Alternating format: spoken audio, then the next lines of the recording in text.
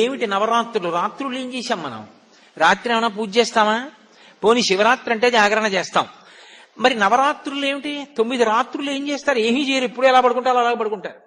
మరి రాత్రులన్న పేరు ఎందుకు వచ్చింది అంటే, మీరు ఒకటి బాగా గుర్తుపెట్టుకోండి, 9 తర్వాత ఏమొస్తుంది? 10 వస్తుంది. 10 అంకె కాదు, సంఖ్య.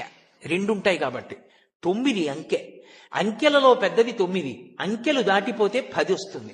10లో ఏముంటాయి? 1 ఉంటుంది, పక్కన 0 ఉంటుంది. ఆ 1 ఏమిటి? పరమాత్మ. అది తప్ప ఇంకొకటి లేదు.